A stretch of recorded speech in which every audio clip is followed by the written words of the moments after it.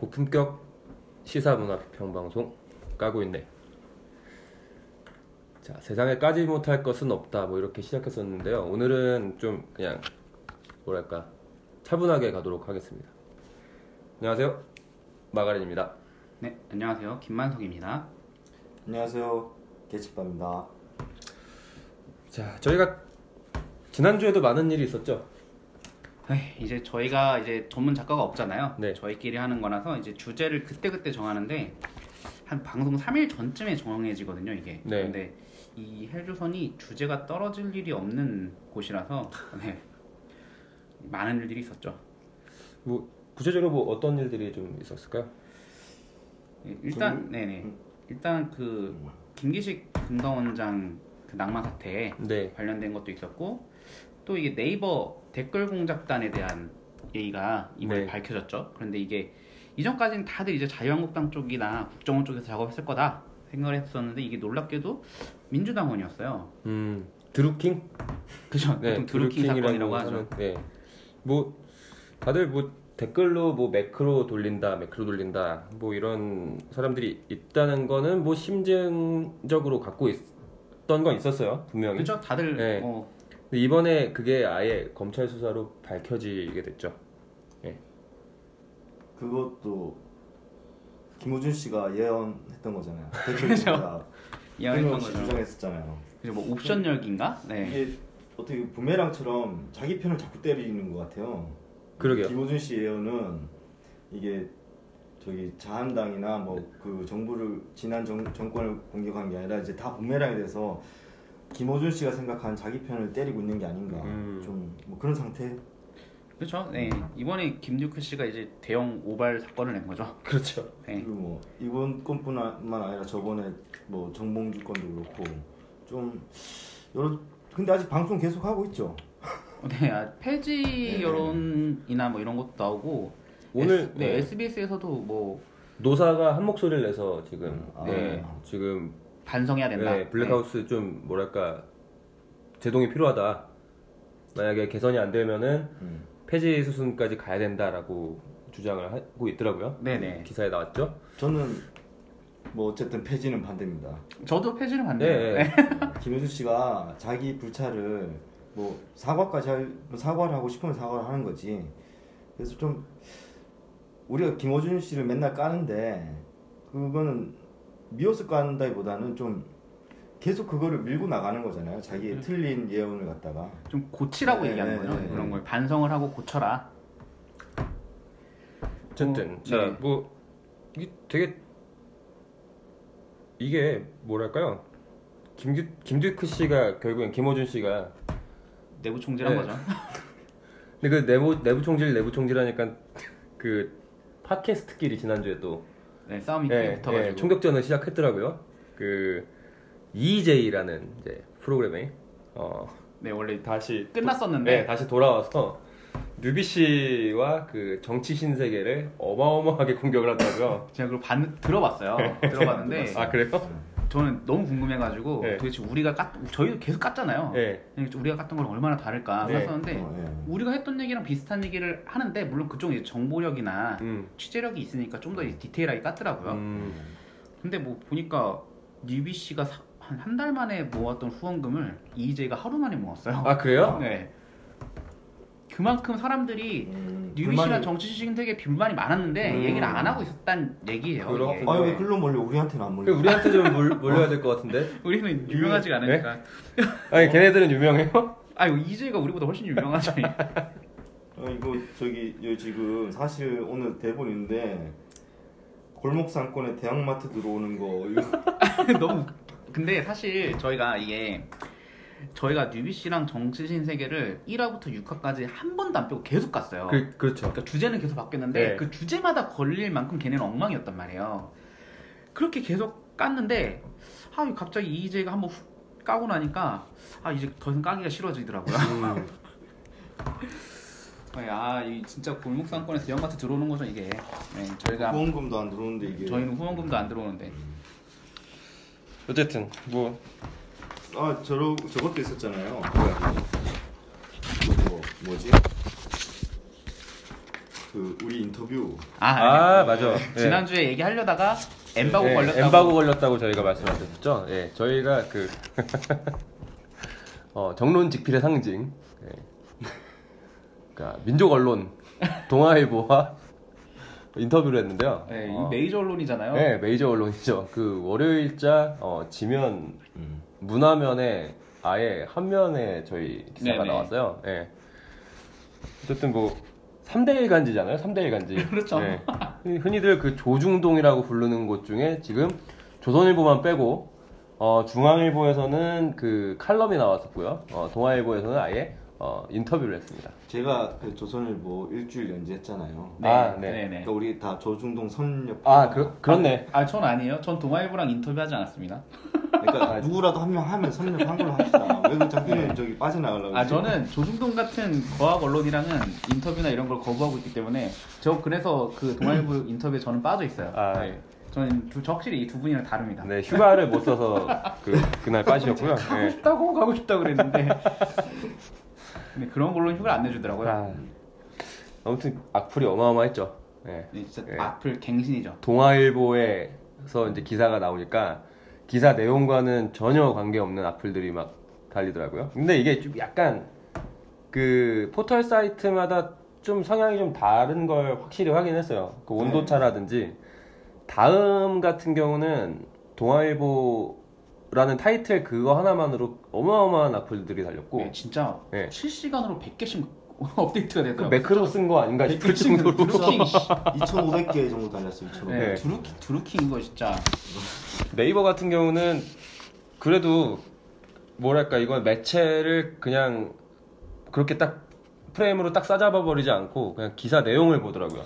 아니 그 진영 논리에 좀 질린 사람들이 많이 댓글을 남겨주시더라고요. 반갑더라고요. 네. 그래도 뭐 감사합니다. 아무튼. 뭐 다음 악플 중에서도 저희가 공감하고 이렇게 취합할 수 있는 그런 악플들도 있었어요. 뭐 재미가 없다 뭐 이런 거. 그런 거 뭐 저희는 바로 그런 팩트 폭격이야. 그거는 뭐 팩트니까. 근데 이게 그 방송 내용에 기사 내용에 공감하는 거는 거의 없고 완전히 이제 복사치기 아까 뭐 매크로 댓글 같이 뭐 누가 좌표 찍어줬나 봐 커뮤니티 따위에 그러니까 이제 그 우르르 몰려갖고 같은 내용을 줄줄줄 달더라고. 이게 국정원하고 뭐 다른지는 모르겠으니까 드루킹이죠 이제. 드루킹이라고 해야죠. 경인선인가? 네, 경인선이라는 단체를 이끌면서 했다고 해요. 1,000명이래요 회원이. 1,000명이 넘는데요. 네, 지금까지 밝혀진 거는 뭐 무슨 누름나무 출판사 거기서 뭐 직원들끼리 했다고 하는데 드루킹이 만들고 이끌었던 회원이 1,000명이 넘는다고요. 댓글 공작에 참여한 사람이 1,000명이 넘는다고요? 근데 이제 그분들이 전부 댓글 공작에 참여했는지 모르지만 그러니까 드루킹이 입김이 닿는 사람들이 1,000명이 넘었다는 얘기죠. 악플 읽기 코너도 만들면 재밌겠네요. 이거 다음 주에 한번 해볼까요? 재밌겠다. 근데 너무 똑같은 악플들이라서 창의적인 걸 악플을 좀 만들어주세요. 만약에 악플이 창의적이게 달린다면 다음 주부터 진짜 소개해드릴게요. 악플 먼저 읽고선 방송을 시작해보면 어떨까 싶어요. 7화에 달린 악플 딱 해가지고 금주의 악플 선정되신 분은 우리가 소정의 선물 같은 것도 드리고. 어떤 걸로 드리죠? 저희도 지금 받는 게 아무것도 없는데 주먹 하트 뭐 드린다고요? 주먹 하트. 하트 이렇게. 어쨌든 이렇게 욕을 먹으면서 나날이 성장하고 있는 까고 있는였습니다. 오래 살 것 같아요. 잠깐 그 광고 말씀을 전해드리죠. 광고 어떻게? 이게 저기 어떤 분이 익명으로 우리 방송에다가 메시지 좀 전달해달라고 했는데, 근데 그 메시지 전달해달라고 하시면서 지금 이거 목소리 우리 잘 들리는 건가요? 네네. 이제 와서 물어보고. 근데 그거를 광고비를 주시겠다고 하셨어요. 그러니까 그 광고비를 갖다가 주시겠다고 했는데 메시지를 달랑 전달하는 건데 이제 이거 저기 어떻게 보면은 광고잖아요. 어쨌든 간에. 그렇죠. 그리고 이게 거래고. 네. 우리는 이제 이 거래를 되게 합의하에 투명하게 앞으로 진행할 건데. 이 메시지 전달해 드려야죠. 광고니까 이거. 그럼요. 요거를 지금 다 이게 저희가 하는 게 아니고 광고주님이 전달해 달라고 하는 익명으로 메시지예요. 부탁하셨어요. 익명으로. 자, 다 같이 할까요? 네, 다 같이 할까요? 하나 둘 셋 하고. 자, 하나, 둘, 셋. 다 까세요. 인생 단 한 번입니다. 이게 저기 그 익명으로 요구하신 분이 뒤에 눈웃음도 붙여주셨는데 네. 이건 뭐 어떻게 이렇게 해야 되나? 해야 되나요? 네. 네. 방법이 없으니까. 네. 네. 자, 아무튼 광고까지 전해드렸고요. 첫 광고가 이렇게 나갔네요. 첫 광고가. 네. 저희가 라이브가 아니었으면은 뭐 영상으로도 만들어서 어떻게 했을 텐데. 예. 아무튼.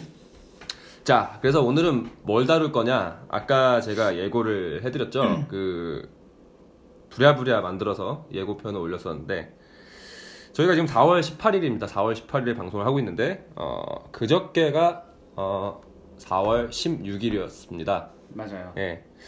저희가 지금까지는 희덕되면서 뭔가 그 방송을 해왔기 때문에 언급하기가 조금 어려운 부분이 있어요. 왜냐면 저희 방송 성격이랑은 뭐 아시겠지만 들어보셨던 분들은 네. 그렇지만 이걸 안 다룰 수는 없었습니다. 왜냐하면 바로 음모론 때문에 저희가 이걸 준비를 했거든요. 그죠. 얼마 전에 영화도 개봉했는데 네. 그날 바다라고 이게 김어준 씨가 제작에 참여하고 김지현 감독이 세월호 침몰 원인을 찾는다. 네. 그래가지고 이 펀딩을 받아가지고 제작한 다큐멘터리 이 영화가 아니고 다큐멘터리 영화죠. 네네. 이게 진짜 뭐라고 말하기가 힘든 게 그분들이 선의를 가지고 했다고 생각해요. 저는 선의를 가지고 정말 그 당시에 이제 세월호 사건이 터지고 침몰 원인을 정부가 확실하게 밝히지 못하니까 네. 밝혀보겠다라는 의도는 좋았다.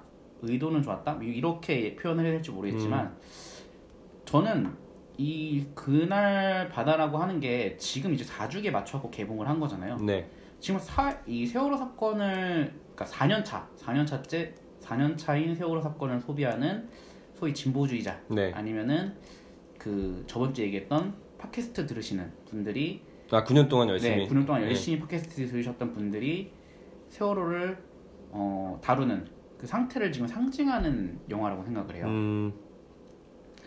그게 좀 저런 거죠. 그러니까 지금 방금 김만석 씨는 그날 바다를 만든 그 마음가짐은 선의였을 거라고 얘기했잖아요. 네. 이제 9년 동안 팟캐스트 열심히 들으셨던 분들의 마음가짐은 이 정부 박근혜가 밉기도 했겠지만 악의로 다 보시는 면이 있는 것 같아요. 이거 뭐 박근혜 정부를 잘했다고 두둔하는 게 아니라 저 사람들은 다 일부러 안 구했을 것이며 박근혜 정부의 악의를 그러니까 일부러 구조하지 않았고 또 인신공양이라는 말까지 나오잖아요. 그러니까 모든 게 그 지난 정권 탓이다라는 걸로 좀 몰아가는 경향이 있는 것 같아요. 저도 이제 저는 안산 출신이에요. 네. 저는 그 당시에도 안산에 살고 있었고, 그래서 이 참사 직후부터 이 그러니까 세월호랑 관련된 시민단체들이 발족했을 때도 저는 그때 안산에 있었고, 쭉 진행하는 걸 같이 참여도 하고 같이 봐왔거든요. 근데 이게 이런 대형 참사가 났는데도 이게 초반부터 좌우가 나뉘어가지고 지금 4년째까지 이러고 있다는 것 자체가 좀 안타깝고 좀 화도 나요, 사실. 그 지역 주민으로서도 그렇고 화가 굉장히 많이 나는데 그날 바다는 이제 진보 쪽의 그런 현 상태를 보여주는 거라고 하면 저는 사실 그때 세월호 사건이 터지고 나서 굉장히 많은 그 세월호 희생자들에 대한 인터넷 게시판이나 이런 곳에서 모욕행위나 이런 것들이 많이 일어났어요. 그리고 그때 지금은 이제 거의 어용 단체였던 걸로 밝혀졌던 청년 보수 단체들이 있었거든요. 네. 그런 쪽에서도 이제 흔히 저희가 폭식투쟁이라고 얘기했던 광화문 앞에서 치킨 뜯어먹는 행사를 기획하고 이랬던 단체들이 있는데 그 단체들의 구성원들이랑 저랑 또 알고 있는 사이였어요. 그래가지고 그런 대립되는 그런 상황들을 쭉 봐왔는데 이게 지금 이제 저희가 생각할 때 그런 국정원 돈 받고 정부의 그런 사주를 받아가지고 그런 행사를 만들고 단체를 조직했던 사람들이 돈 때문에 했다고 생각하시면 안 돼요.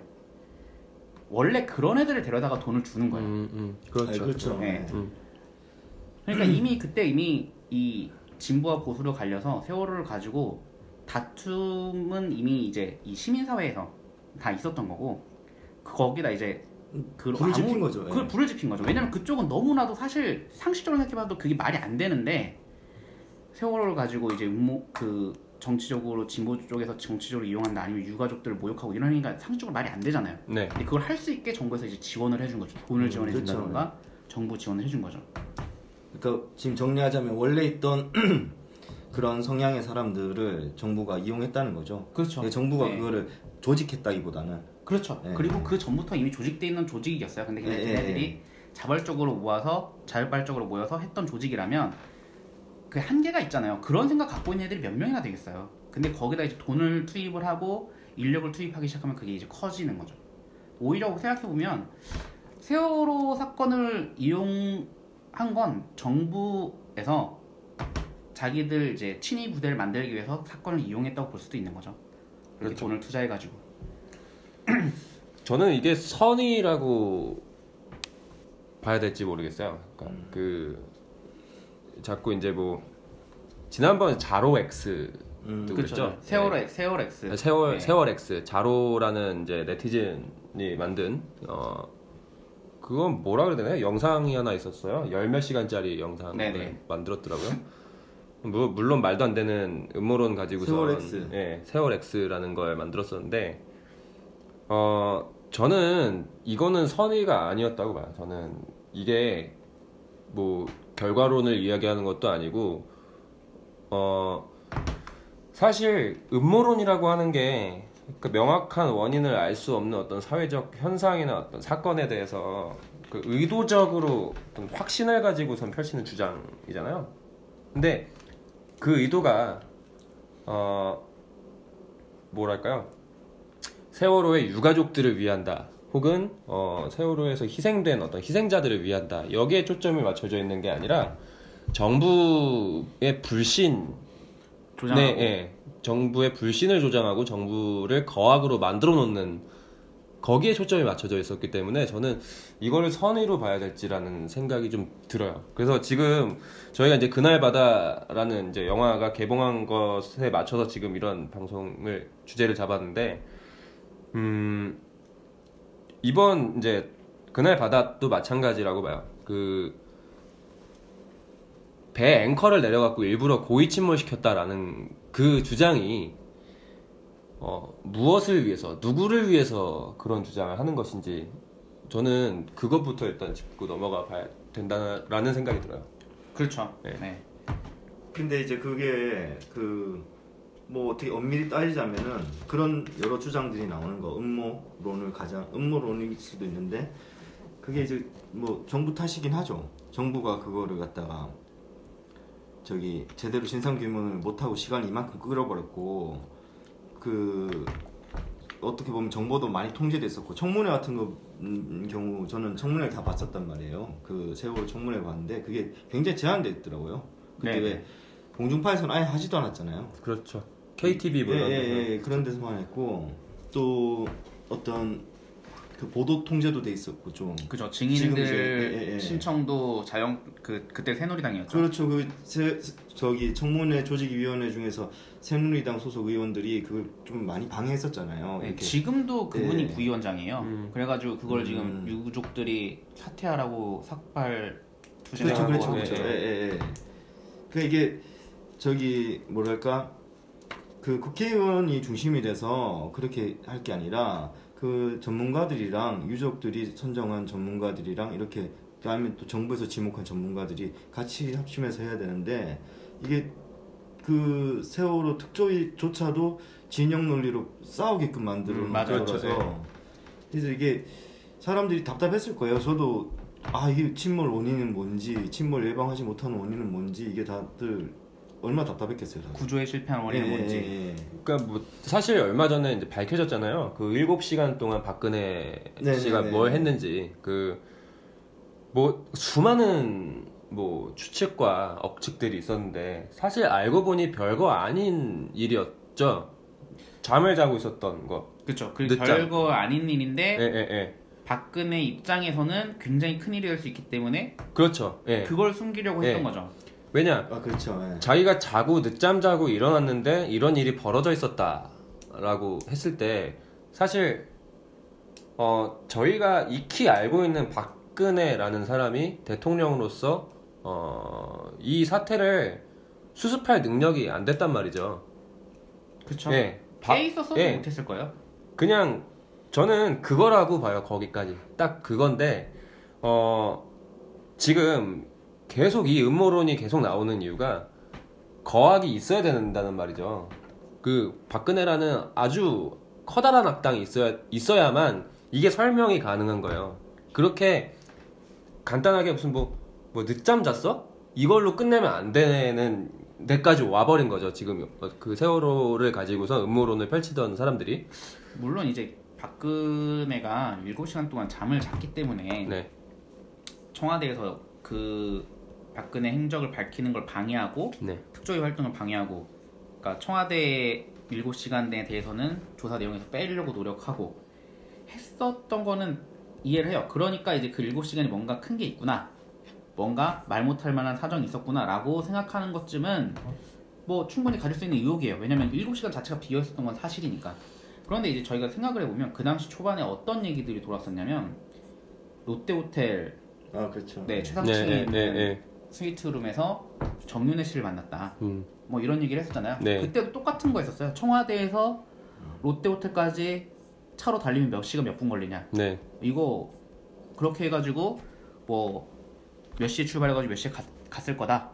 그런데 그렇죠, 이제 네, 그 다음에 나왔던 게 그 시간에 뭐 그 정윤회 씨는 역술이를 만나고 있었다. 뭐 이런 걸로 계속 이제 그런 굉장히 지역적인 진실 다툼으로 넘어가 버렸단 말이에요. 네. 그게 세월호 진상규명이랑 아무 상관이 없는데 사실 그렇죠. 그 좀 약간 그 7시간 박근혜 7시간 행적 그거 드러났을 때 이런 생각 들더라고요. 사람들이 혹시 그러니까 자기가 기대했던 사실이랑 다를 때 네. 이건 진실이 아니라고 좀 믿는 경향도 있는 것 같아요. 그러니까 뭐가 그랬을 거야.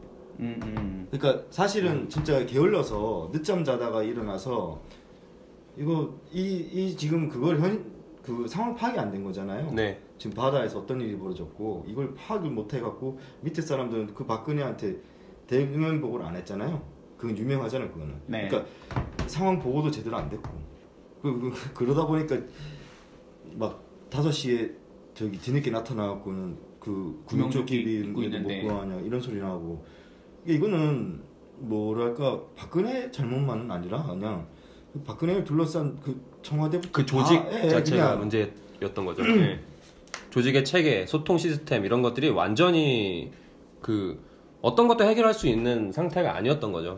그게 또 지금에 와서 밝혀진 거지만 청와대 인사에 최순실 씨가 너무 이제 좌지우지했기 때문에 인사가 만사라고 하는데 이제 박근혜한테 그런 얘기 할 수 있는 사람은 남아있지도 않은 거고 그랬던 상황이었던 거죠. 그러니까 7시간 그 집무실에서 평일 집무 시간에 잠을 자고 있는데 아무도 깨울 생각도 못하고 그게 결국은 박근혜 잘못이죠. 그 비선 실세한테 휘둘리고 이런 것도 다 박근혜 그 업보니까.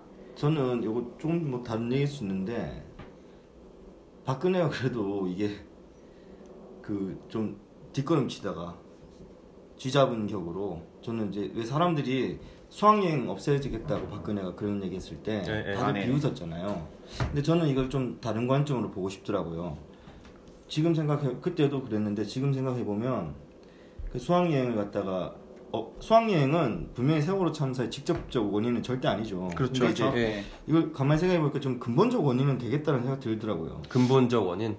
왜냐면은 3사 당시에 저기 선장이나 1등 항해사나 자기들이 상황 파악 못하고 이걸 갖다가 해운사에 눈치 보느라고 태선 지시도 못 내리고 타이밍 다 놓쳤잖아요. 그리고 그 구조론 해경은 또 저기 그걸 어떻게 강제로 이렇게 들어가서라도 퇴선 명령을 내렸어야 되는데 그것도 안 했고 그쵸. 여기도 청와대 보고하는 거 신경 쓰고 막 이랬잖아요.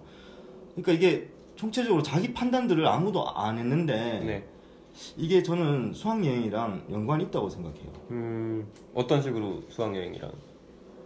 그 이제 수학여행을 이렇게 곰곰이 생각해 보면은 네. 학창 시절 수학여행 생각해 보면은 네. 이게 반 단위로 가는 게 아니고 학급 단위로 가잖아요. 네. 그러니까 학년 단위로 가죠. 대이동이잖아요. 네.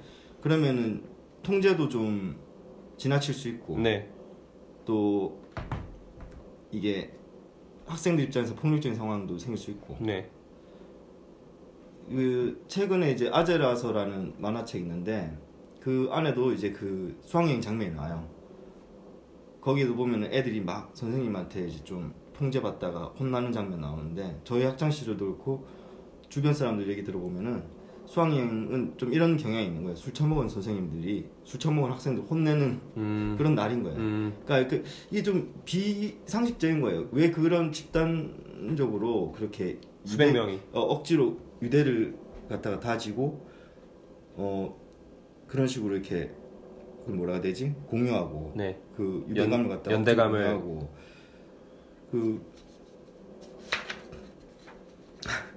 이 조사를 해봤는데 네. 그 수학여행 어디서부터 왔는지 이게 1900년대 시작됐다고 그러더라고요.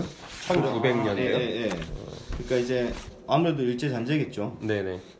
저는 이게 좀 집단 문화의 상징 같은 거예요. 이렇게 수학여행만 문제가 아니죠. 그러니까 수학여행이 돌아가는 시스템. 수학여행이 있게끔 만든 교육 문화 이런 것들이 네. 결국에는 이제 그 자기 결정권, 자기 판단 이런 것들을 개인의 이런 걸 굉장히 억압하는 구조 안에서 벌어진 일이고 그렇게 교육받고 자란 사람들이 사명감이나 주체성을 가질 수 있겠냐 이런 생각 들더라고요. 그러니까 네. 저는 또 이 수학여행 이름도 이 수학이라는 이름을 붙인 것 자체도 좀 이해가 안 가는데 우리나라는 약간 그런 게 있어요. 대자연을 느끼고 뭐 이런 거 있잖아요. 네. 경관 좋은 곳에 가가지고 뭔가 심신을 단련하고 이게 화랑도에도 나오는 거거든요. 화랑들이 낭도들 데리고 명승지 쫓아다니면서 네, 그렇죠. 공부하고 이게 화랑도거든요. 그런 게 이제 우리나라에서 이제 가졌던 전통적인 수학에 대한 개념이라면 지금 우리의 수학여행 같은 경우에는 그런 게 아니라 너무 학교에서 억압되어 있다 보니까 학생들 데리고 가가지고 한번 바람 쐬고 여행하는 식으로 가고 근데 또 가가지고 또 워낙 많은 애들이 가다 보니까 우리 개침빠님 얘기하신 것처럼 선생님들은 통제하느라 죽어나고 그렇죠. 그러니까 아무래도 억압적으로 또 요즘에야 그렇지 않지만 옛날에는 수학여행 가면 레크리에이션이라는 항목 그 명목으로 또 군대 조교들처럼 레크리에이션 강사들이 뭐 와서 기합 주고 이게 무슨 수학여행이에요.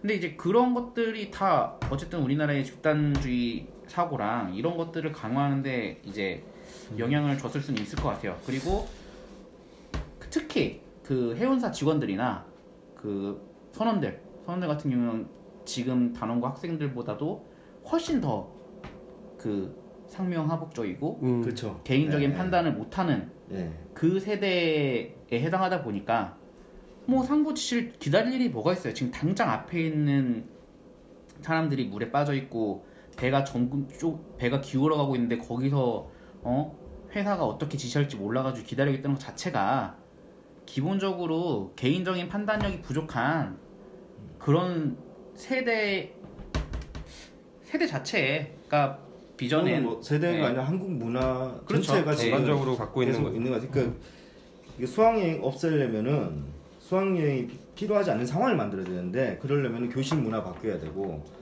그 여행을 학생들이 그럼 자주 다니고 좀 자유롭게 해야 되잖아요. 그러면은 학부모 생활도 바뀌어야 되고. 그렇죠. 이게 그러니까 수학여행 하나를 없애는 게 아니라 한국 사회가 전체적으로 개조되는 거긴 해요. 제가 생각하기에는. 그러니까 박근혜는 제대로 짚은 거예요. 제가. 근데 이제 사람들한테 비웃음을 당했지만 그 수학여행 하나 없애는 게 쉬운 일이 아닌 거예요. 그러니까. 제가 생각할 때는. 박근혜는 다른 그렇게까지 생각 안 했을 거예요. 네, 거기까지 미치지 않았겠지만 그냥 수학여행 안 보내야겠다. 해경 해체하는 것처럼 원인이 된 게 있으면 원인이 된 걸 없애자. 그 자체만 도려내면 끝이라고 생각했던 거죠. 수학여행 같은 경우는 지금 제가 듣고 보니까 생각나는 게 뭐냐면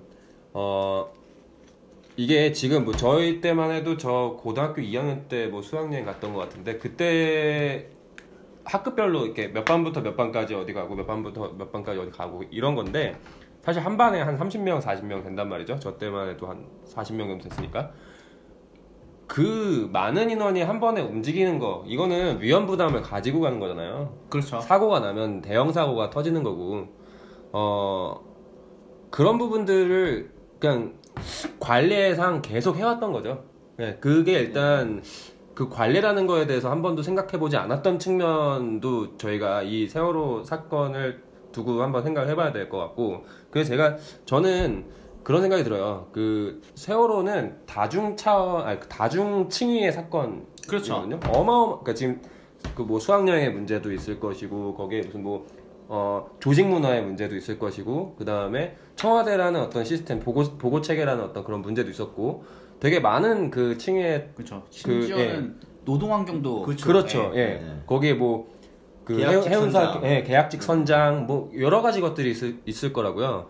그 어떤 여러 층위의 뭐 이 문제들을 정말 정교하고 정말 치밀하게 하나하나씩 좀 이렇게 풀어보는 시간이 4년 동안 얼마나 있었느냐라고 했을 때 저는 그렇게 많지 않았다고 생각이 들어요. 왜냐, 자꾸 김어준 씨 같은 분들이 계속 무슨 뭐 충돌설을 이야기하거나 아니면은 그 앵커를 내려갖고 고의 침몰설을 이야기를 하든지 이런 식으로 자극적인 뭔가를 계속 떡밥을 던짐으로써 저희가 진짜 이 사고를 두고선 왜 이런 사고가 발생했는지부터 이 사고가 다시 발생하지 않게 하기 위해서 한국 사회는 어떤 식으로 고민을 하고 어떤 것들을 개선해야 되는가에 대한 뭐 그런 생각을 못 하게끔 만들었단 말이죠.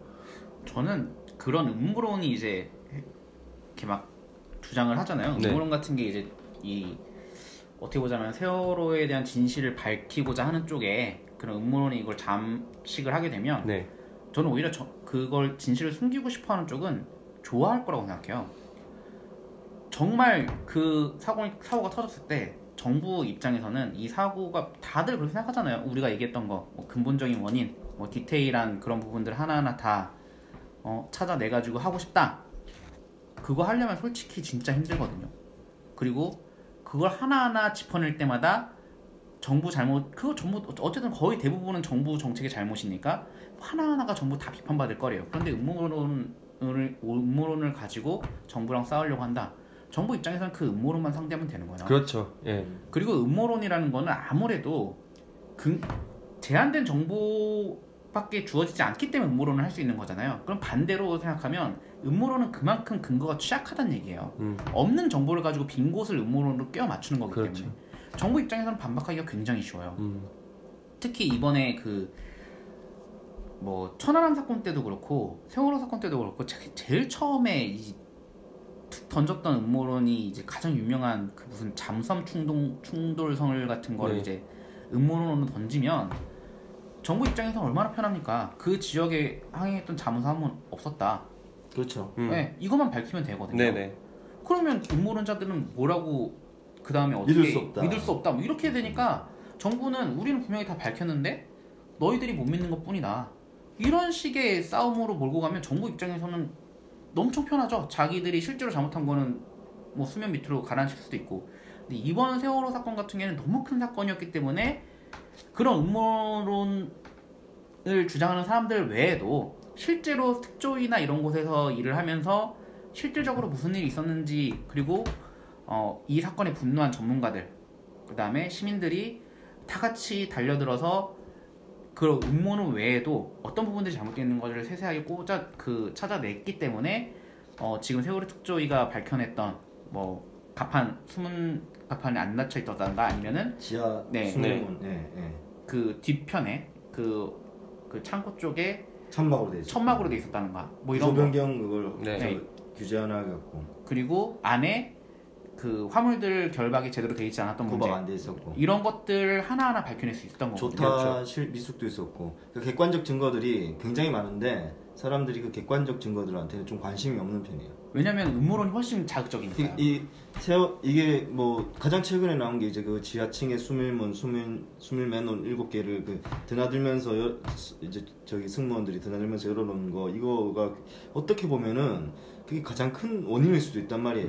그러니까 탈출 시간이 엄청 줄어드니까요. 사고는 날 수 있으나 구조에 실패하고 또 그렇게 빨리 침몰되는 원인 중에는, 근데 그거에 대해서는 범인이 없잖아. 범인을 지목할 수 없잖아. 그거는 우리가 일하면서 일상에서 그 안 지키는 것들 너무 그 안전불감증이랑 다 연결되니까 우리 모두가 범인이 되니까 이거는 사람들이 큰 관심 안 가지는 경향이 있는 것 같아요. 그 음모론의 효과 중에 하나가 이런 것 같아요. 그 방금 말씀하신 것처럼 이 어떤 사고가 하나 일어나기까지 그러니까 되게 많은 원인들이 계속 생겨나다가 그 원인들이 한 번에 뭔가 이 시너지 효과를 일으켜서 사고를 일으키는 거잖아요. 맞아요. 예. 근데 거기까지 가기에는 한국 사회, 한국인들의 말씀하신 안전 불감증이라든지 뭐랄까 정교하고 치밀하지 못한 어떤 그냥 대충 그냥 규격에 맞지 않아도 그냥 넘어가 버리는 어떤 그다음에 규정 그냥 그거 규정 굳이 매번 지킬 필요 없으니까라고 하고 넘어가 버리는 것들 이런 것들이 있단 말이죠. 이거 언제 느꼈냐면 올해였나 작년 이제 연말쯤에 선배 하나가 한 분이 그 을지로 쪽에 이제 자기 작품 때문에 이제 조각가예요, 조각가. 예.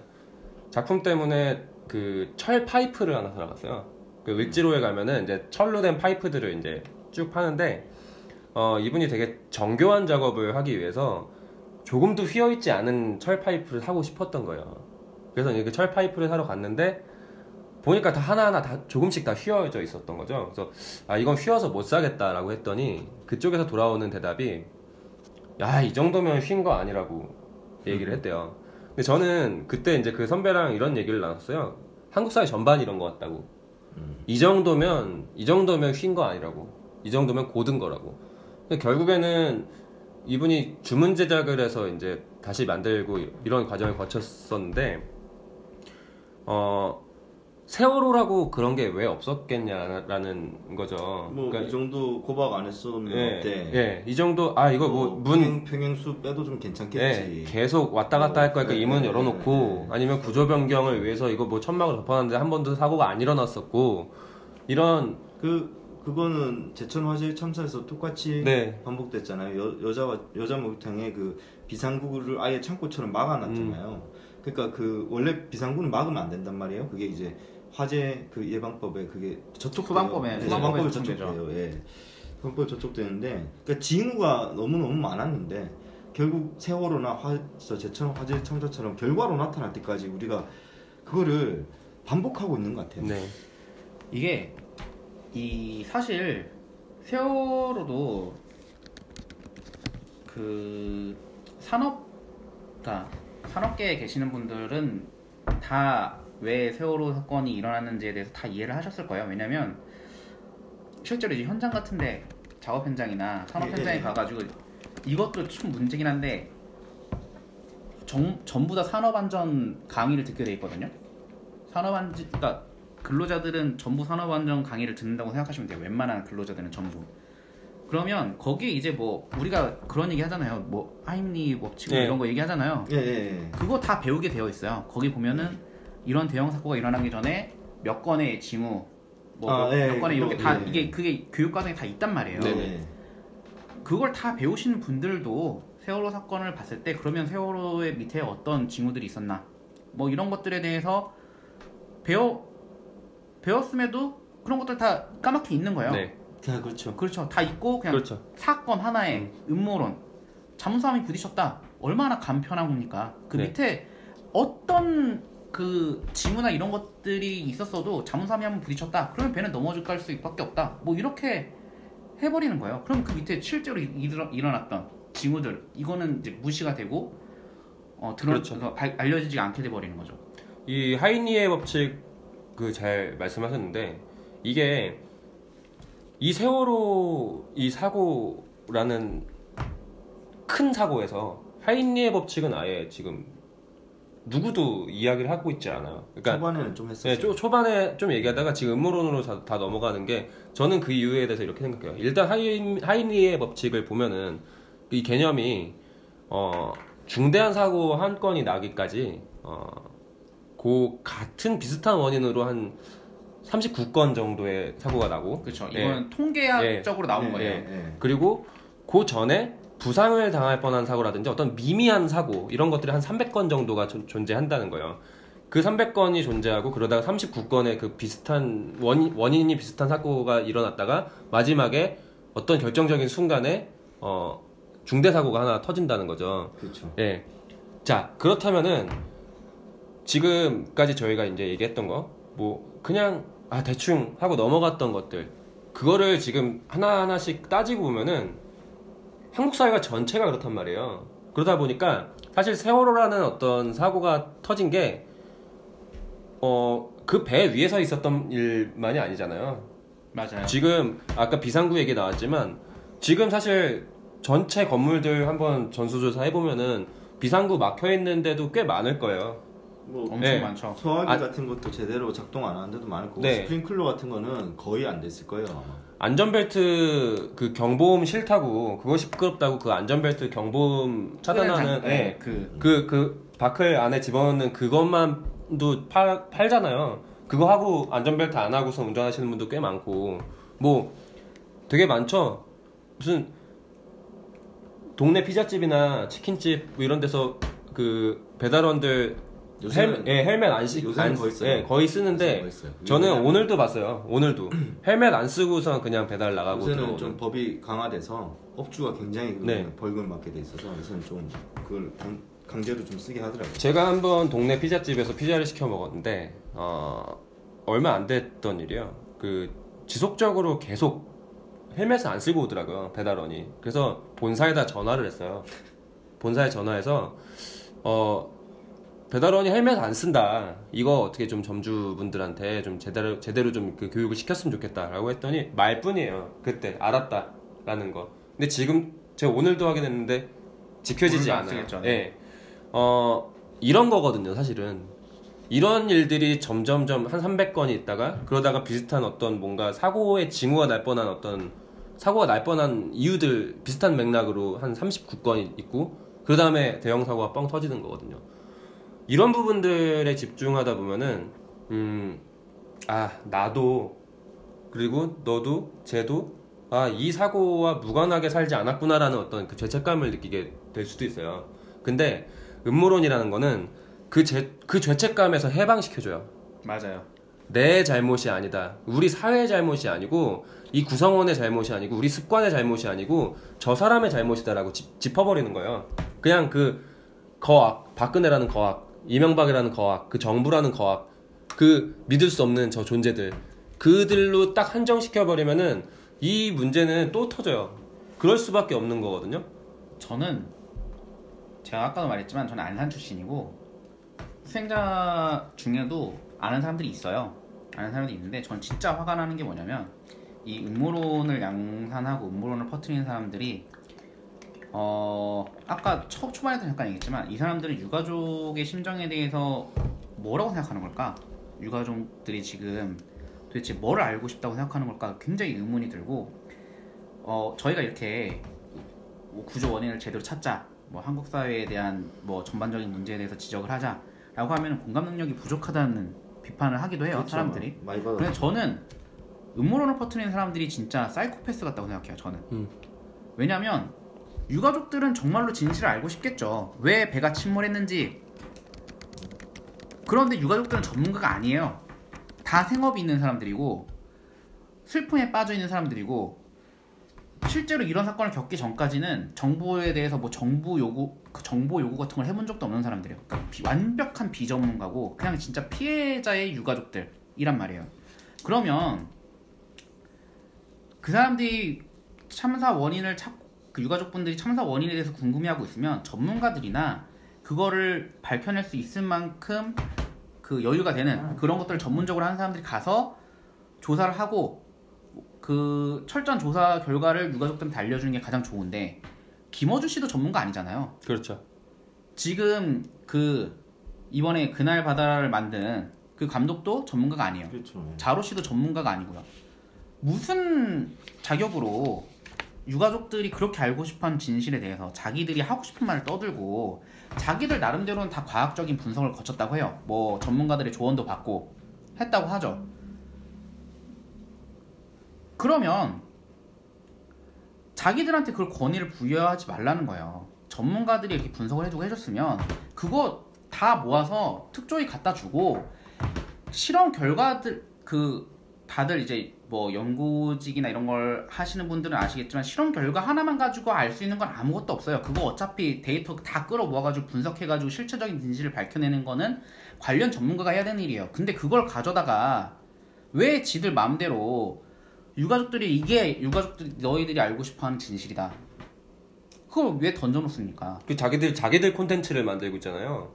자기 콘텐츠를. 근데 이게 저런 건 있는 것 같아요. 지금 다 맞는 말이고 저도 동의하는데 참사 초기로 좀 돌아가 보면 지금 얘기하면은 저는 그때 다이빙벨도 좀 필요하다고 생각했고 뭐 할 수 있는 걸 왜 막지? 할 수 있는 걸 해봐야 되지 않나? 뭐 이런 마음들 있잖아요, 사람들이. 네. 그 다음에 또 이 원인 규명이 너무 안 되다 보니까 이게 왜 이렇게 정보를 숨기지? 그다음 또 하필이면 또 언론 보도는 경쟁적으로 사실은 언론 보도가 좀 자극적이었잖아요. 현장에 맞아요. 계속 머물러 있으면서 그 유가족을 계속 그러니까 이게 우리가 다 같이 그 어떤 트라우마를 겪을 수밖에 없게끔 구조가 그렇게 그 시간대가 흘러갔던 것 같아요. 그러니까 좀 이성을 챙기기 힘들었어요. 그러니까 지금 돌이켜보면 힘들었죠. 네. 저는 진짜 한 달을 지금 생각해보면 그게 약간 공황장애 같은 걸 수도 있어요. 저는 한 달 동안 진짜 일도 못하고 그랬거든요. 저는 특히 이제 저는 그때 출근을 시흥시로 하고 있었는데 안산시 옆에 있는 시흥시로 하고 있었는데 그 출퇴근 버스가 그 당시에 이제 그 희생자들이 이제 고려대 안산병원에 이렇게 안치가 돼 있었는데 거기를 매일 지나갔어요. 그 버스가 거기를 매일 지나가요. 그러면은 그때 이제 시신이 하나 그 희생자분들 시신이 하나 올라올 때마다 그 단원고등학교 학생들이나 시흥 근처에 있던 왜냐면 그 지역에 있던 고등학생들은 대부분 다 친구니까 그렇죠. 매일같이 그 단원고 학생들이나 그 학생들이랑 같이 버스를 타고 퇴근을 했단 말이에요. 왜냐면 걔네들이 이제 고려대학교 안산병원에서 내리고 네. 그런 걸 보면서 진짜 일을 못 하겠더라고요. 진짜 정신병 걸릴 것 같았어요. 그런데 이제 그런 공황 상태를 비집고 던져놓는 게 음모론이라는 게 너무 화가 나는 거예요. 그렇죠. 도대체 뭐라고 생각하는 걸까? 자기들 하고 싶은 말을 마음대로 던지고 싶어가지고 지금 세월호의 그 진실을 밝히겠다고 발을 담그고 있는 건가? 조금 자기가 그러니까 아까 우리가 초반에 얘기했던 그 선의에 대한 어떻게 보면은 우리가 선의를 아까 문득 그래서 선의를 믿고 말고의 문제가 아니라 우리가 선의를 좀 깊게 들여다볼 필요가 있는 것 같아요. 그러니까 그게 어떻게 보면은 그날 바다라는 영화는 돈을 받고 표를 파는 거잖아요. 그렇죠. 이게 뭐 저희 세월호 유가족한테 쓰이든 안 쓰이든 어떻게 보면 상품화잖아요. 이게 상품이 나쁘다는 뜻이 아니라 상품화되고 있는 현실도 냉정하게 좀 볼 필요는 있단 말이에요. 근데 이제 우리가 이거를 함부로 얘기하기가 너무 좀 힘든 면이 있죠. 이게 그러면 선의를 오해하는 게 되고 혹은 뭐 세월호 진실규명 안 하고 싶은 거냐 이런 맞아요. 점프를 해버리니까 이 세월호 진실규명과 상관이 있냐라고 되물을 필요가 있는데 그 질문 자체가 조금 힘든 면이 있어요. 이거는 이게 이런 말 지금 우리가 지금 막 하고 있지만은 우리가 당사자들 마음을 헤아릴 수가 없잖아요. 그렇죠. 그러니까 그렇죠. 이게 조심스러운데 아까 말한 대로 두 분 말한 대로 거기다가 진실은 이걸 것이다라고 이렇게 자기가 이렇게 해갖고 이만큼 열심히 했으니 이건 진실이라는 식으로 사람들한테 던져 놓는 거. 저도 이건 아무리 선이라고 해도 좀 폭력이라고 생각해요. 그렇죠. 그런 것 같아요. 작년 요맘때 즈음이었어요. 세월호 이제 2주기, 3주기 뭐 이렇게 되면서 4월 달이 될 때마다 뭔가 이제 추모를 한다든지 이런 방식의 이제 온라인상이든 오프라인상이든 그런 이제 활동들이 이제 많이들 일어나잖아요. 작년에 전시 하나가 있었어요. 미술 전시가 있었는데 제가 이제 미대를 졸업했고 작가 활동을 쭉 하다 보니까 그런 부분들에 대해서 좀 관심 있게 지켜보고 있었는데 작년에 어떤 전시에서 작가 한 명이 물론 의도는 이거였어요. 추모 2주기 뭐 이렇게 추모하면서 유가족들 위로도 할 겸 그 다음에 진상규명에 대한 어떤 뭐랄까 주장도 펼칠 겸 그 작품을 세월호를 가지고선 소재를 가지고 만들었는데 침몰하는 세월호의 그 뱃머리를 정말 축소시켜 놓은 것처럼 똑같이 만들어 놓고 거기다가 이제 솜을 이용해서 조명탄 같은 거를 이제 그 발사하는 것처럼 그렇게 정말 뭐랄까 사실적으로 묘사를 해놨었어요. 그래놓고선 제목을 희망고문이라고 지어놨었거든요. 근데 저는 그걸 보고 너무 열이 받았어요. 왜 열이 받았냐면은 열받지 말고 그 묘사라는 게 그 상황 묘사라는 게 위로나 어떤 추모를 위해서 전혀 필요 없는 상황 묘사였거든요. 그러니까 저희가 그 사회적으로 한국인들이 세월호라는 어떤 그 사건을 두고선 집단적인 트라우마에 빠졌던 이유 중에 하나가 뉴스로 실시간으로 보도되는 죽음이 있었기 때문이거든요. 그 스펙터클한 장면에 그냥 갇혀버리는 거죠. 계속 그 침몰하는 배를 생중계로 지켜봤단 말이죠. 그 경험 때문에 사회 전체가 지금 그 트라우마를 겪고 있었던 상황이었는데 거기다 대고 그거를 진짜 어떤 일말의 고민도 없이 그런 작품을 만들어서 전시를 한다라는 거 그래놓고선 그걸 비평했더니 자기는 그럴 의도가 없었다라고 하는 거 저는 그거 굉장히 불손한 태도고 굉장히 성실하지 못하고 게으른 태도라고 생각했거든요. 근데 그렇게 어떤 작품을 가지고 이거를 묘사를 그대로 하는 것도 되게 조심스러워야 될 판에 음모론을 가지고선 지금 다큐멘터리를 만든다는 거죠. 그래놓고선 지금 그 4월 12일에 개봉했죠. 4월 15일에 개봉해갖고 지금 계속 뭐 여기저기서 떠들고 있는데 되게 물론 그 영화를 보고 싶으신 분들도 계시겠죠. 분명히 그 정말 궁금해서 보고 싶으신 분들도 계시겠는데 그 의도와는 관계없이 그리고 그게 어떤 사람들한테 어떤 의미로 어떻게 좋게 받아들여지는지와는 관계없이 음모론은 정말 만들어서 퍼뜨리는 순간 이 사회에 전혀 아무것도 도움을 주질 않아요. 저는 그렇게 정말 못을 받고 싶어요. 저는 도움을 주지 않는 정도가 아니고 엄청난 해악을 끼친다고 생각해요.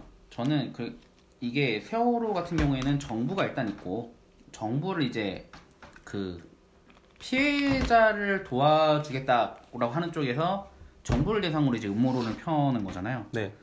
근데 사실 음모론에 그 김어준 씨가 음모론을 들고 나온 건 한두 번이 아니에요. 그렇죠. 가장 이제 그 대비되고 있는 4월 16일만 되면은 또 이제 세월호 추모 분위기가 되면 항상 이제 반대쪽에서 나오는 얘기들이 천안함은요 이런 얘기 하죠. 욕해요.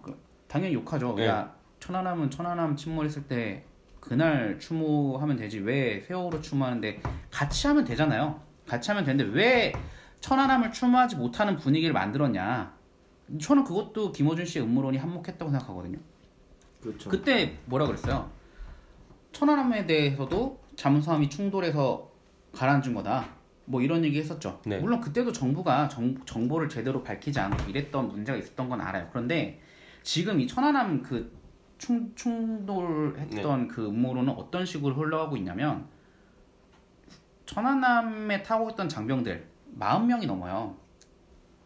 다 이제 그 폭침이든 침몰이든 해가지고 배가 가라앉으면서 많은 국군 그 해군 장병들이 이제 사망을 하고 살아남은 사람들도 엄연한 피해자란 말이에요. 네.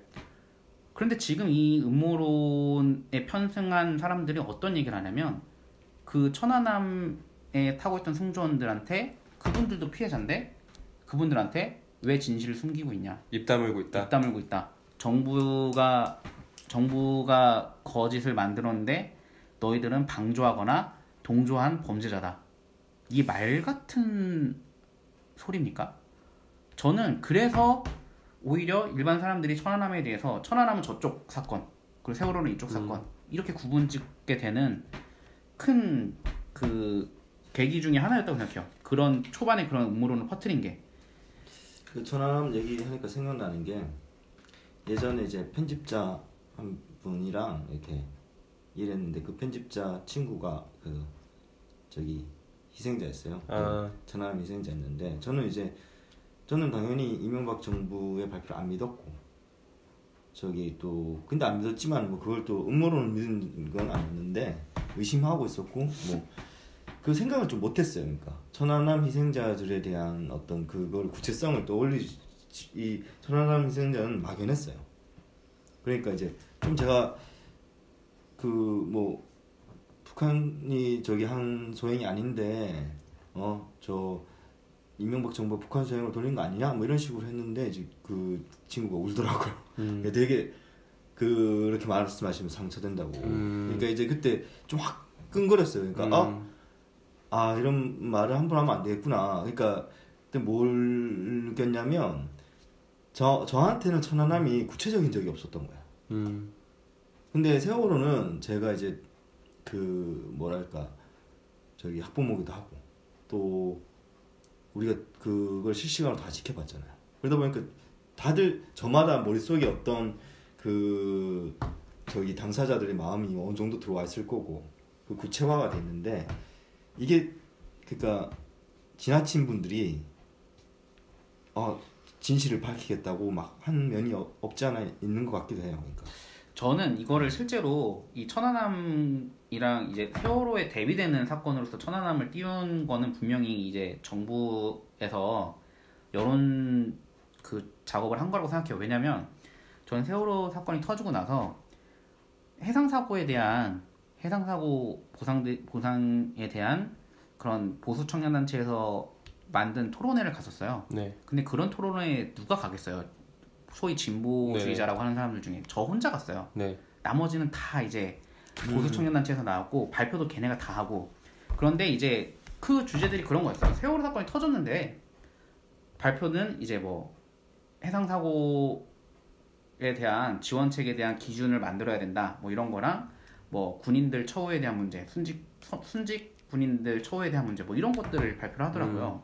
근데 이제 반대 토론할 사람은 저밖에 없어가지고 이제 그 중에 청년 한 분이 아무도 안 오니까 진보 반론을 펴줄 수 있는 사람이 필요하니까 저를 초청을 해가지고 반론을 했던 건데 그거를 거기 참여했던 단체들이 다 그 당시에 이제 뭐 지금 와서 이제 어용단체라고 밝혀졌던 그런 단체들인데 분명히 그런 움직임이 있었어요. 그런 걸 부정하진 않아요. 천안함을 그렇게 띄워서 세월호 사건이 있으면 거기에 이제 그러면 천안함은요 이렇게 반응하도록 여론 조작을 했다. 저는 이거에 대해서는 그 당시 정부가 정말 이용해 먹었다 이렇게 생각하는데 그렇죠. 그거랑 천안함 사건에서 희생당한 희생자들이 피해의식을 느끼고 이거랑은 다른 거거든요. 그렇죠. 심지어는 천안함 사건이 음모론이다. 그 이명박 정부의 음모였다라고 이야기하는 쪽 잠수함이 충돌했다 아니면 어뢰 폭발로 그렇게 배가 두동강이 날 수가 없다라고 하는 주장 자체가 조금이라도 신빙성이 그 합리적이거나 신빙성이 있으면은 그럴 수도 있겠네 싶은데 이건 진짜 말도 안 되는 거거든요. 무슨 뭐 어뢰가 터지면은 뭐 배가 그래 두동강이 날 수가 없다. 뭐 물기둥이 안 치솟았다. 어뢰 터지는 거에 대해서 얼마나 전문가들이시길래 그러니까 그 초반에 무슨 버블제트니 뭐니 뭐 인간 어뢰니 레이저 무기니 이런 말도 안 되는 소리들을 하고 그러니까 천안함 희생자들은 오히려 더 억울한 걸 수도 있어요. 자기들이 그걸 밝혀낼 수는 없잖아요. 자기들이 무슨 일을 당한 건지 밝혀낼 수 없는데 뭐 자기들이 실제로 당한 사건이 있는데 그걸 전부 다 거짓말이라고 잠수함 부딪힌 거 아니냐 뭐 이렇게 얘기해버리면 정말 할 말 없죠. 그 생존자들은 다 그런 식으로 자기들이 실제 당한 그 사건을 다 부정당하는 느낌을 겪는다고 그러더라고요. 봤죠. 이런 것 같아요. 지금 제가 생각할 때는 가장 먼저 해야 될 것들을 쭉 제가 뭐 정리를 해보면은 일단 국가 자체가 보안이나 안보라는 이름으로 가리고 있는 어떤 정보들 이런 것들이 최소화되어야 한다고 생각이 들어요. 그 보안이나 안보라는 이름으로 정보를 자꾸 감추고 뭔가 접근하지 못하는 정보들을 많이 그 확보하면 확보할수록 정부에 대한 불신은 뭐 당연히 이런 경우 커질 수밖에 없는 것이고 그런 어떤 정보에 접근하는 것을 차단하는 것 자체가 국가 권력을 굉장히 공고하게 만든단 말이죠.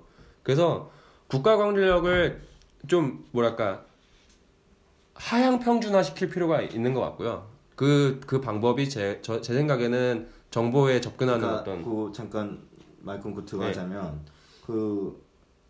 막 그 음모론 퍼다가 이럴 줄 알았어 하면서 버팅하는 시간에 정보공개센터에 가입해갖고 후원금 내고 거기 힘 키워주는 게 사실 훨씬 더 사회에 이롭다는 얘기잖아요. 그렇죠.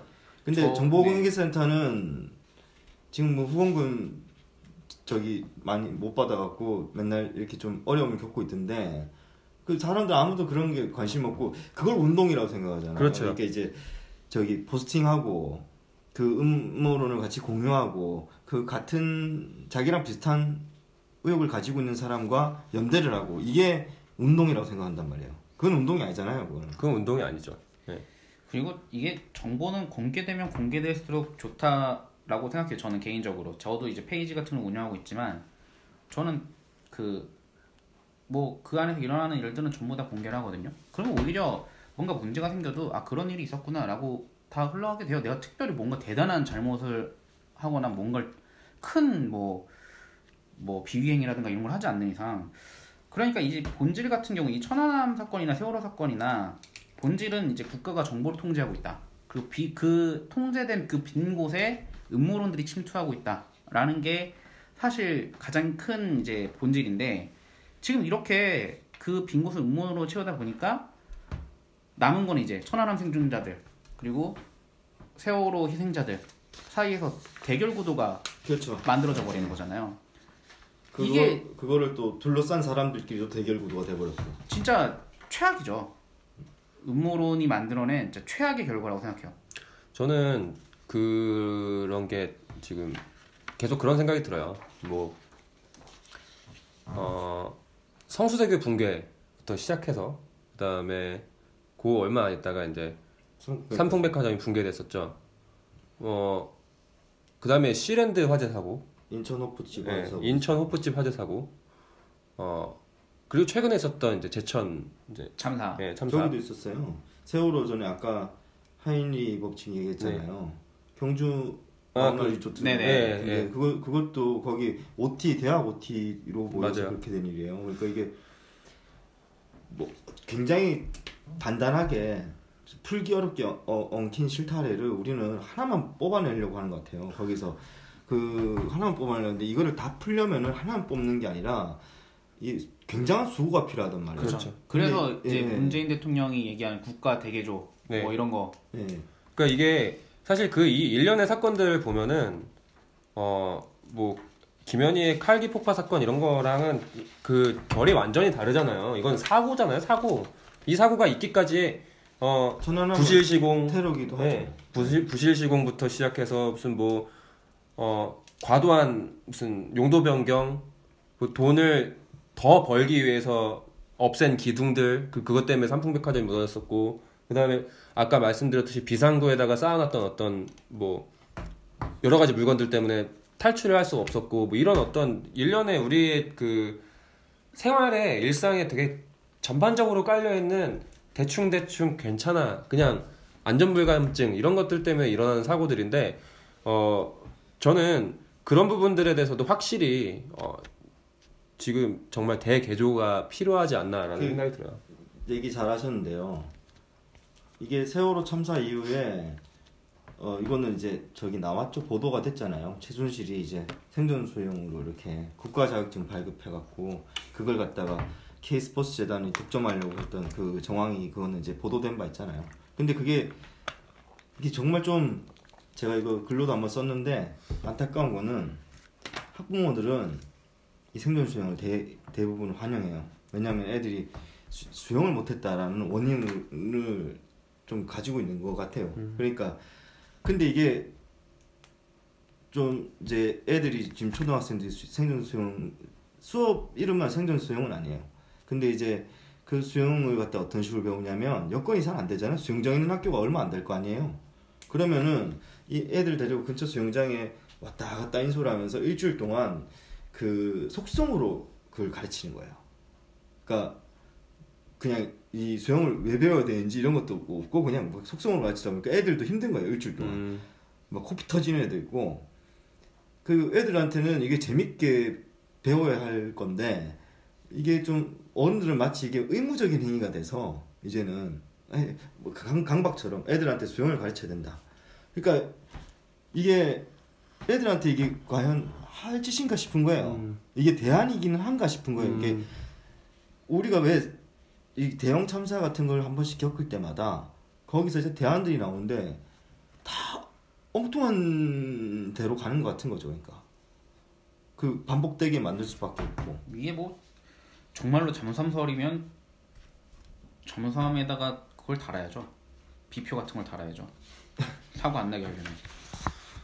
이게 그 잠수함이나 뭐 이번에 그날 바다에서 하는 앵커설이나 다 말도 안 되고 문제점이 있어요. 이게 근거가 진짜 있다는 게 아니고 근거가 막 그 확실한 근거나 아니면 이건 진짜 믿을만한 뭐 전문가적인 견해다 이게 진짜 요만큼도 없거든요. 잠수함설 같은 경우에도 이제 그 유가족분이 이제 페북에 포스팅을 한번 하셨는데 그 앵커설도 같이 포함하고 가셨죠. 네네 잠수함설이랑 앵커설을 포함해서 얘기를 하셨는데 이게 다 설명을 해드릴 수는 없지만 이제 뭐 잠수함설과 앵커설이 같은 이제 그 내부 문제가 아니고 외부의 힘이 작용해가지고 이 세월호가 침몰을 했다. 네. 이런 내용인데 잠수함설이라고 하면 이건 사고고 이제 그날 바다에서 이야기한 앵커를 내려서 의도적으로 침몰시켰다. 이건 의도적인 침몰이다. 결정적인 차이가 있다. 의도성이 있느냐 없느냐의 차이다. 의도성은 범죄인가 아닌가의 결정적인 증거이다. 그리고 이걸 무시하고 단지 이게 잠수함 때문에 침몰했냐 앵커 때문에 침몰했냐 이걸로 싸우는 것은 의미가 없다. 그리고 잠수함설이 가지고 있는 그 결함은 사고인데 왜 구조가 그렇게 늦어졌을까? 왜 안 구했지? 그리고 그 잠수함은 도대체 뭘까? 그리고 잠수함이 규모가 되게 작아요.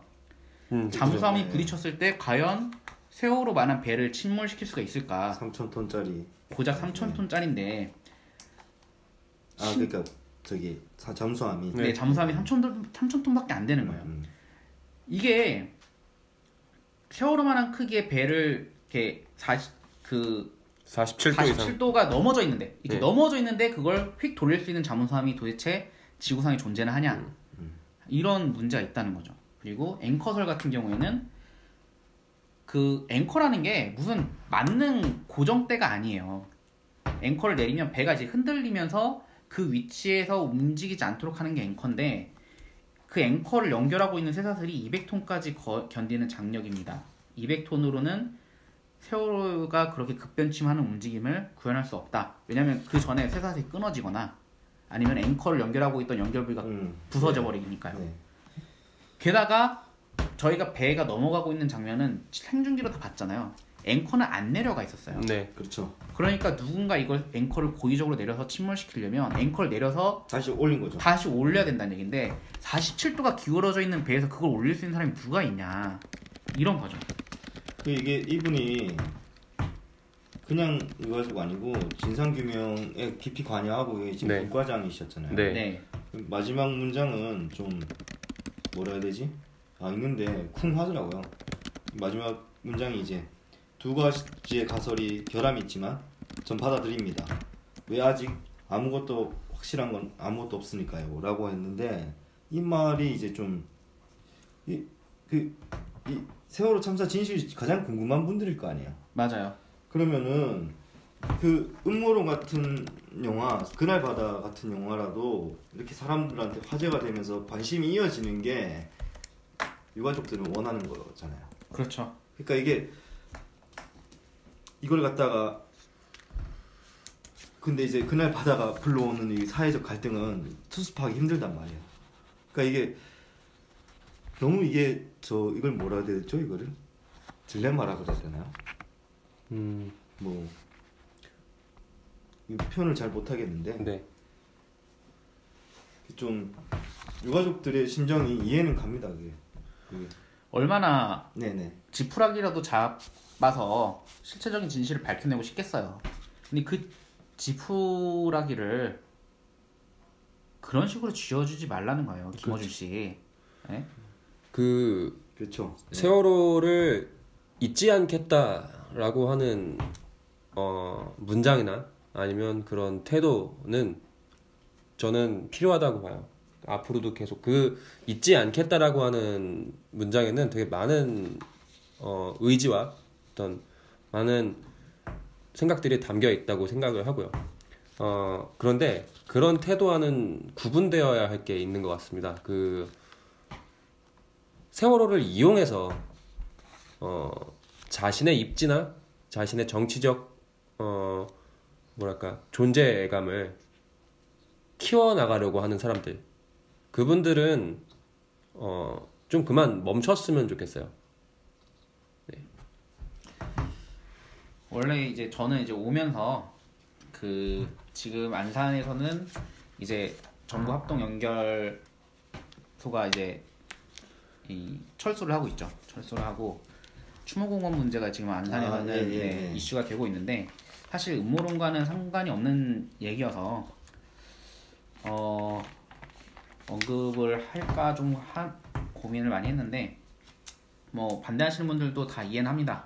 그냥 반대하는 게 아니고 그 앞이 지금 재건축 단지로 지정이 돼가지고 재산권 문제 때문에 혹시 재건축에 불이익을 받을까 고민하시는 것도 알고, 그런 부분에서 손해를 보고 싶지 않다는 마음은 누구나 가질 거예요. 우리는 그 앞에 집이 없기 때문에 쉽게 왜 그걸 반대하냐라고 얘기하는 거지만, 뭐 그분들 입장에서는 수백만 원, 수천만 원씩 왔다 갔다 하는 자기 재산의 가치가 수천만 원, 수백만 원씩 왔다 갔다 한다고 스스로들 생각하기 때문에 반대를 하시고, 그런 부분에서 이제 유가족분들과 갈등을 빚고 있는데,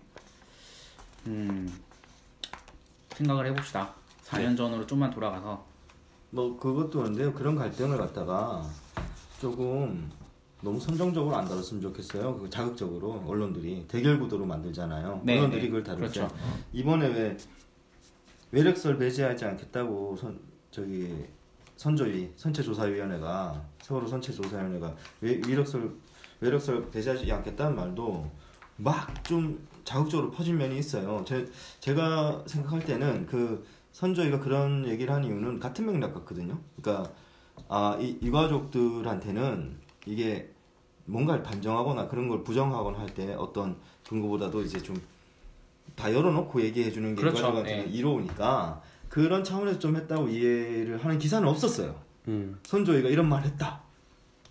외력설 다시 또 외력설 이런 식으로 좀 다룬 면이 있는데, 아까 얘기한 안산의 지금 일어나는 갈등 같은 경우도 언론이 다룰 때 거리를 뒀으면 좋겠어요. 지금 그거를 너무 막 대결 구도로 그리고 그래서 더 갈등 부추기면서 맞아요. 본질 다 흐리는 거잖아요. 네. 사실 솔직히 얘기하면 돼요. 추모시설 들어오는 거 솔직히 얘기하면 다 재건축 자기 집값 떨어질까봐 하는 거잖아요. 근데 뭐 세월호가 지겹다느니 이런 식으로 포장하지 마시고 그걸 또 언론에서 그렇게 받아쓰지 마세요. 그러니까요. 네. 자, 이제 슬슬 마무리를 할 시간이 됐습니다. 1시간 조금 넘게 또 떠들었는데요. 오늘은 세월호를 다루고 있는 음모론, 그리고 그 음모론의 중심에 서 있는 김어준 씨에 대해서 이야기를 해봤습니다. 무쪼록 앞으로는 이런 대형 참사 일어나서는 안 되겠고요. 그렇게 이런 참사가 일어나지 않는 시스템과 제도를 갖고 있는, 그리고 습관들을 갖고 있는 한국 사회가 되길 바라면서 오늘 방송 여기까지 하겠습니다. 감사합니다. 네, 수고하셨습니다. 고맙습니다.